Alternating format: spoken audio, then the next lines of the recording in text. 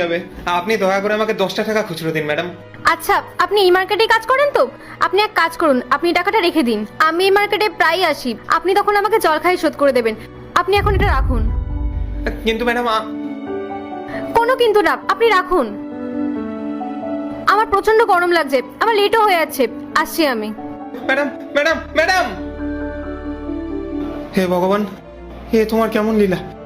10 টাকার জল বিক্রি করে 500 টাকা পেয়ে গেলাম। এমন যেন না হয় ওনাদের সাথে আমার আর দেখাই না হয়, তাহলে তো ওনাদের টাকাটাও আমি ফেরত দিতে পারবো না। আমার উপর এতগুলো টাকা ধার পড়ে যাবে। হে ভগবান, এতে কিন্তু আমার কোনো ভুল নেই, আমায় কোনো শাস্তি দিও না ভগবান। অর্জুন, তুমি ওই জল বিক্রেতার সাথে যেমনটা করতে বলেছো আমি ঠিক তেমনটাই করেছি, কিন্তু একটা কথা আমার কিছুতেই মাথায় ঢুকছে না। জলের বোতলের দাম তো 10 টাকা, তাহলে তুমি ওনাকে 500 টাকা কেন দিলে?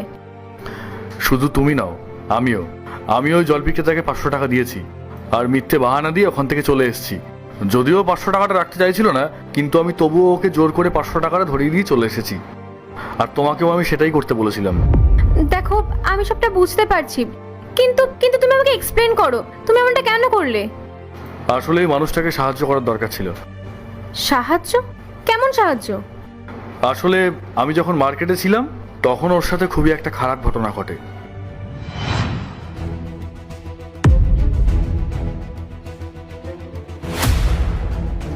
এই দাঁড়া বলছি, দাঁড়া! এই দাঁড়া!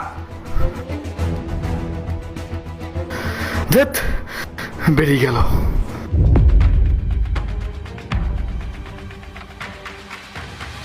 হ্যাঁ মা, আমি জানি মা, আমার মনে আছে।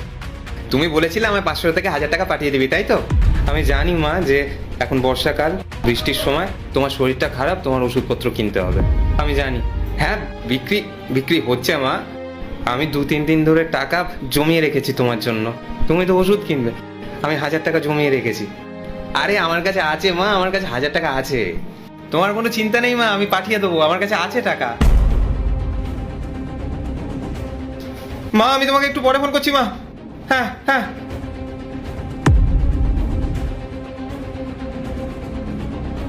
টাকা কোথায় গেল? হে ভগবান, এত কষ্ট করে আমার মায়ের জন্য 1000 টাকা জমালাম, আমার টাকাগুলো কোথায় গেল? এখন আমি কি করব? মা যদি জানতে পারে, মা তো কান্নাকাটি করবে। মায়ের জন্য ওষুধ কিনবো কি করে? হে ভগবান, এবার আমি কি করব? আমার কষ্টের টাকাগুলো চুরি গেল।